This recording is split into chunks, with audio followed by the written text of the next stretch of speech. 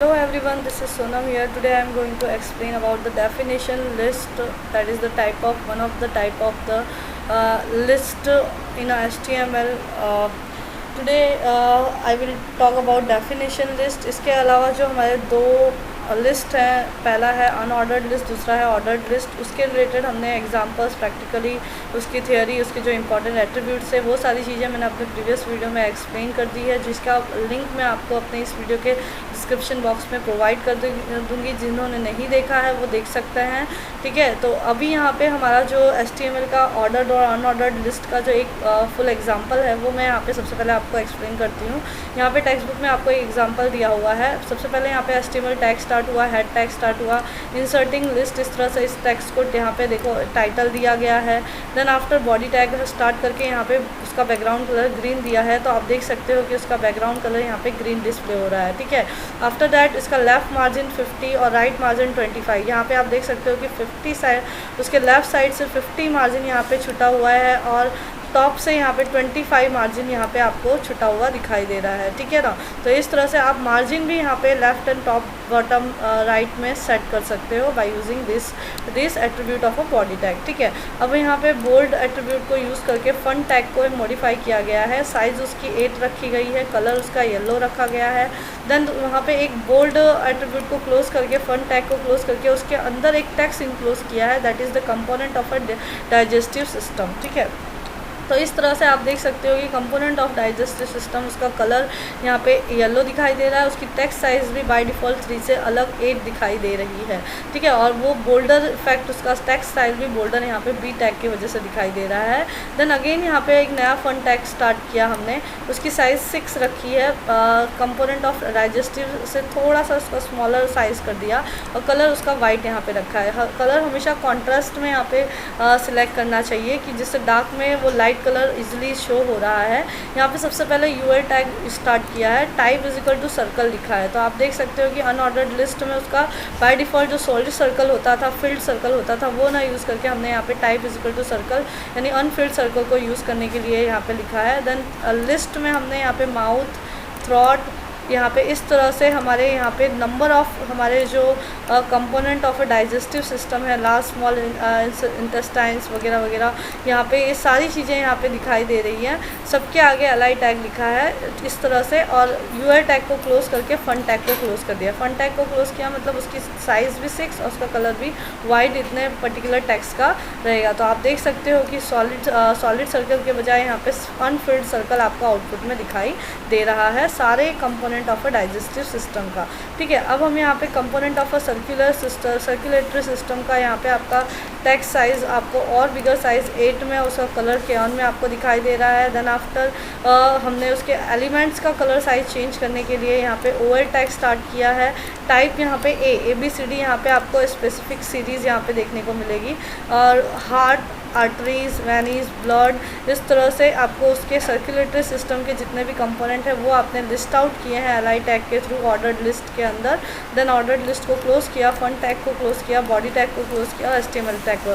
Fun tag के अंदर size 6 और वाइट था, तो इसलिए इसका साइज़ 6 और वाइट आपको यहाँ पे दिखाई दे रहा है। ठीक है, अब हम नेस्टेड लिस्ट के बारे में बात करेंगे। नेस्टेड लिस्ट क्या होता है? लिस्ट के अंदर list, list within a list, a list is created within a list is called the nested list. Ordered और unordered list can be nested with each other into form the multi level list. अगर आपको multi level list create करना है तो order और unordered दोनों को आप नेस्टेड कंबाइन कर सकते हो। To create a nested list, a new list within a list is given below. एक एग्जांपल दिया हुआ है, हम यहीं पे इस एग्जांपल को समझ लेते हैं। HTML हेड सेक्शन को ओपन करके क्लोज किया है, बॉडी सेक्शन में उसका बीजी कलर पीच पफ रखा है। देन फन टैग को स्टार्ट किया है। Then example of nested list, इस तरह से बोल्ड स्टाइल में यहाँ पे लिखा है, BR टैग का यूज़ करके एक लाइन को ब्रेक किया गया है। Then after OL ordered list को स्टार्ट किया, उसके अंदर पहला आइटम हमने यहाँ पे इनपुट डिवाइसेस रखा। ठीक है, आप देख सकते हो ordered list input devices, by default type numeric है तो 1 दिख रहा है। अब हमने ऑर्डर्ड लिस्ट स्टार्ट किया, एक ही आइटम लिस्ट किया, उसके बाद तुरंत हमने अनऑर्डर्ड लिस्ट स्क्वायर टाइप के साथ यहाँ पे स्टार्ट कर दिया। तो अनऑर्डर्ड जितने भी इनपुट डिवाइसेस हमें दिखाने हैं वो सबको हम अनऑर्डर्ड लिस्ट के थ्रू दिखाएंगे, जैसे कि keyboard, mouse, scanner, joystick, trackball, digital camera, ये सब हमारे इनपुट डिवाइसेस हैं, ठीक है। तो जितने भी लिस्ट ऑफ आइटम्स हमने यहाँ पे रखे हैं वो किसके पार्ट है, वो उसके अबव जो टैग होता है, जो लिस्ट होता है उसका पार्ट होता है, तो यूएल का पार्ट है, ठीक है। तो आप देख सकते हो ये सारे अनऑर्डर्ड लिस्ट में आपको दिखाई दे रहे हैं और तुरंत यूएल को क्लोज भी किया है। देन अगेन एक लाइन को ब्रेक करके फंड टैग जो हमने स्टार्ट किया था यहाँ पे ऊपर, उस फंड टैग को क्लोज किया। देन आफ्टर यहाँ पे हमने क्या किया, एक फंड फेस नया स्टार्ट किया, उसका एरियल रखा, उसका जो फंड का स्टाइल है वो अलग रखा, कलर हमने रेड कर दिया यहाँ पे। देन अगेन आइटम को लिस्ट किया है, अनऑर्डर्ड तो हमारा ओपन भी हुआ और क्लोज भी हो गया, तो एक लिस्ट तो हमारी यहाँ पे कंप्लीट हो गई है, पर हमारी जो स्टार्टिंग लिस्ट है ओएल वो अभी भी कंटिन्यू है, तो वो ये पर्टिकुलर लिस्ट आइटम उसके अंदर ही इंक्लूड होगी। तो मीन्स यहाँ पे सेकंड, फर्स्ट तो हो चुका था, अब यहाँ पे सेकंड नंबर आउटपुट डिवाइसेस इस तरह से हमें यहाँ पे इस पर्टिकुलर लाइन का यहाँ पे शो हो रहा है। फिर अगेन एक अनऑर्डर्ड लिस्ट दिस टाइप के साथ स्टार्ट किया, यानी सॉलिड सर्कल के साथ स्टार्ट किया। जितने भी नंबर ऑफ आइटम हमने एलआई टैग के अंदर लिखे हैं तुरंत ही हमने यहाँ पे क्या किया है, यूएल को क्लोज कर दिया है, ठीक है। तो ये सारे टैग जो लिस्ट ऑफ आइटम है वो यूएल का पार्ट है। तो आप देख सकते हो कि डिस टाइप के साथ ये सॉलिड सर्कल यहाँ पे दिखाई दे रहे हैं, फिल्ड सर्कल आपको दिखाई दे रहे हैं। देन आफ्टर हमने जो स्टार्टिंग में ओएल को ओपन किया था वो यहाँ पे क्लोज करके फंड, बॉडी एंड एचटीएमएल को क्लोज करके हमारे एचटीएमएल डॉक्यूमेंट को कंप्लीट किया। तो इस तरह से कुछ आपको डिज़ायर्ड आउटपुट मिलेगा आपके वेब ब्राउज़र में, ठीक है। तो स्टूडेंट्स इस तरह से हम list within a list create कर सकते हैं, जिसे हम नेस्टेड लिस्ट भी कर सकते हैं, ऑर्डर्ड और अनऑर्डर्ड दोनों के कॉम्बिनेशन से ये हम बना सकते हैं। हमारा थर्ड हमारा जो लिस्ट है that is the definition list, ठीक है ना। What is definition list? A definition list are use to outline and multiple the terms and their description one after another as glossary and the other names and values list. It starts and ends with the DL and /DL. जिस तरह से OL और /OL, UL and /UL से start होता है, उसी तरह से हमारा जो डेफिनेशन लिस्ट होता है वो हमारा DL and /DL से स्टार्ट होता है। DL tag used in the conjunction with the DT and DD tag. इसके अंदर हमारे पास एक सब टैग होता है जिसका नाम होता है DT definition term, DD definition description, इस तरह से यूज़ होता है। तो जो डेफिनेशन लिस्ट होता है वो हमारे वो क्या करता है कि वो आउटलाइन को, मल्टीपल टर्म्स को वहाँ पे एज अ डिस्क्रिप्शन में आपको दिखाता है डेफिनेशंस को। जैसे कि हमें डेफिनेशन लिखना है तो हम DT में लिखेंगे, उसका डिस्क्रिप्शन लिखना है तो वो हम DD में लिखेंगे। DT has to define the terms and names, headings लिखने के लिए, और DD has to describe the each terms and name. हर एक हेडिंग को अगर आपको एक्सप्लेन करना है तो आप वो DD में लिखोगे, जो कि हम एग्जाम्पल में यहाँ पे समझते हैं। HTML स्टार्ट किया, हेड सेक्शन को स्टार्ट करके क्लोज किया, डिस्क्रिप्शन लिस्ट यहाँ पे हम समझा रहे हैं। देन आफ्टर हमने यहाँ पे डिस्क्रिप्शन लिस्ट आपको टाइटल में देखने को मिलेगा। बॉडी टैग में बीजी कलर पीचफुल लिखा है तो आप इसका बॉडी कलर देख सकते हो पीच कलर का। लेफ्ट मार्जिन से यहाँ पे 25 ब्लैंक स्पेस दिया हुआ है। देन आफ्टर DL टैग को स्टार्ट किया, उसके अंदर फंड टैग को स्टार्ट करके कलर उसका रेड रखा है, ठीक है। तो DL टैग स्टार्ट तो कर दिया, पर उसके अंदर जब हम DT लिखेंगे तो DT में जैसे कि मैंने आप लोगों को बताया क्या लिखना होता है, हमें टर्म्स या फिर हेडिंग्स लिखनी होती है। तो हमारा फर्स्ट हेडिंग है DNA के बारे में हमें बात करनी है, तो हमने DNA यहाँ पे वो टर्म को यहाँ पे लिखा हुआ दिखाई दे रहा है, ठीक है, क्योंकि हमने डेफिनेशन टर्म में DT में उसे लिखा है। देन आफ्टर हमने उसका कलर, फॉन्ट साइज़ यहाँ पे चेंज कर दिया फॉन्ट टैग की मदद से। फिर हमने उसका DD के अंदर हमने उसकी डिस्क्रिप्शन, उसके ब्रीफ डिस्क्रिप्शन जो हमें लिखना था DNA के बारे में, हमने यहाँ पे लिखा है DNA stands for the deoxyribonucleic acid and it is a hereditary material in the humans and almost all the other organisms, ठीक है। तो इस तरह से यहाँ पे ये जो भी हमें यहाँ पे डिस्क्रिप्शन में दिखाना है, लिखना है, वो हम कहाँ लिखते हैं, DD टैग के अंदर यहाँ पे लिख के इनक्लोज करते हैं। तो इस तरह से हमने पहला DT DNA बनाया तो DNA में लिख गया, फिर सेकेंड हमने उसके तुरंत बाद हमने उसके रिलेटेड डिस्क्रिप्शन लिखना है तो इस तरह से डिस्क्रिप्शन लिख दिया। अब आपको डिफरेंस क्या पता चल रहा है, जो डेफिनेशन का DT होता है वो हेडिंग में आता है उसका डिस्क्रिप्शन उससे थोड़ा सा इंडेंटेशन छोड़ के, थोड़े से 4-5 ब्लैंक स्पेसेस को छोड़ के एक सेम इंडेंटेशन में फॉलो करता हुआ आपको यहाँ पे इस तरह से डिस्क्रिप्शन देखने को मिलता है। तो यानी उसमें डिस्प्ले करने का क्राइटेरिया थोड़ा डिफरेंट होता है। हेडिंग पहले आता है, फिर उसके जस्ट हम पैराग्राफ में कैसे कुछ इंडेंटेशन को सेम इंडेंटेशन फॉलो करते हुए कुछ स्पेसेस को छोड़ के हम पैराग्राफ लिखते हैं, उसी तरह से हमें यहाँ पे डीडी का जो कंटेंट होगा वो इसी तरह से हमें डीटी के थ्रू दिखाई देता है, थोड़ा सा उसके बिलो साइड से दिखाई देता है। ठीक है, तो इस तरह से अगेन हमें एक नया डीटी बनाना है, तो हमने आरएनए को लिख दिया डीटी के अंदर, और उसके बाद हमने फॉन्ट साइज़ उसका कलर ग्रीन चेंज कर दिया, तो आप देख सकते हो ये पूरा ग्रीन में दिखाई दे रहा है।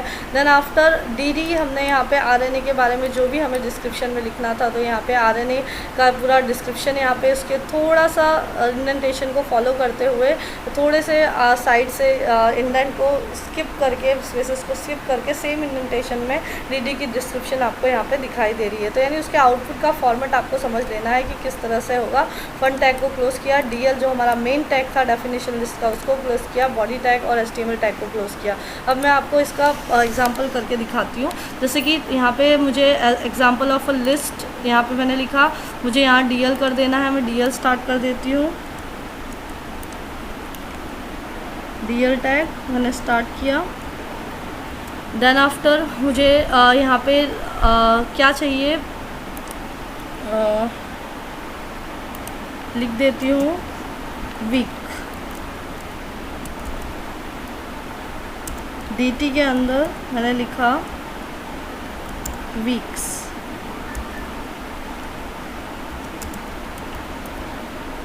ठीक है, और डीटी को क्लोज कर दिया मैंने। ठीक है, अब मैं यहाँ पे डीडी स्टार्ट करती हूँ और डीडी के अंदर लिखती हूँ देयर आर 7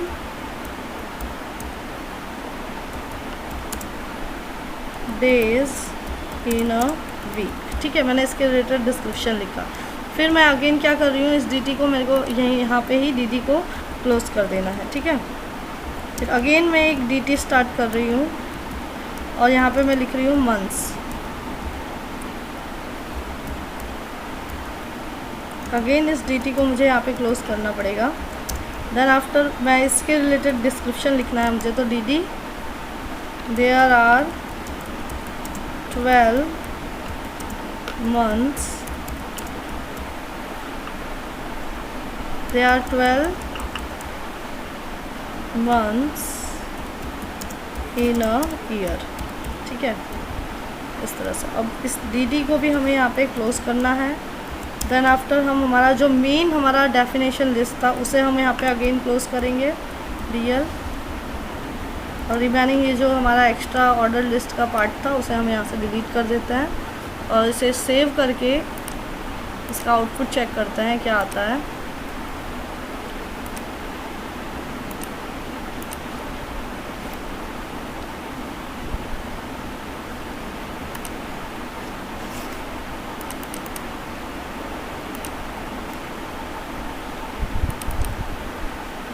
देखो यहाँ पे वीक्स नेम मैंने हेडिंग में डाला था, example of list weeks name मैंने यहाँ से हटाया नहीं था। डीटी के अंदर मैंने पहले वीक लिखा था, तो आप देख सकते हो वीक यहाँ पे दिखाई दे रहा है। फिर उसके जस्ट बिलो से कुछ इंडेंटेशन को छोड़ के यहाँ पे उसके डीडी के अंदर मैंने जो भी लिखा था they are 7 days in a week, तो वो आपको यहाँ से इंडेंटेशन को फॉलो करते हुए लिखा है। आप पैराग्राफ में कितने भी नंबर ऑफ लाइन के पैराग्राफ आप यहाँ पे लिख सकते हो। अगेन डीटी हमने स्टार्ट किया मंथ्स, तो देखो यहाँ पे मंथ्स यहाँ पे लिखा हुआ है और they are 12 months in a year, जो मैंने उसके रिलेटेड डिस्क्रिप्शन लिखा था वो आपको सेम इंडेंटेशन को फॉलो करते हुए यहाँ पे आपको लिखा हुआ दिखाई दे रहा है। तो इस तरह से हम डेफिनेशन लिस्ट को भी यहाँ पे अपने एचटीएमएल डॉक्यूमेंट में यूज़ कर सकते हैं। किसी भी टर्म्स के रिलेटेड अगर हमें कोई डिटेल्स हमें समझानी हो, एक्सप्लेन करनी हो, तब हम डेफिनेशन लिस्ट का यूज़ कर सकते हैं। ठीक है, तो इस तरह से स्टूडेंट्स हम डीटी टैग का भी यूज़ कर सकते हैं। हमारे मैंने अपने इस वीडियो में अपना जो जितने भी लिस्ट ऑफ एचटीएमएल थे, अनऑर्डर्ड लिस्ट, ऑर्डर्ड लिस्ट और डेफिनेशन लिस्ट, तीनों को मैंने विथ एग्जांपल प्रैक्टिकली भी एक्सप्लेन कर दिया है। अगर आपको कोई डाउट है तो please ask me in comment section और in my personal number. Okay, और अगर मेरा वीडियो आप लोगों को पसंद आया है तो please do like my video and subscribe my channel. Thank you for watching.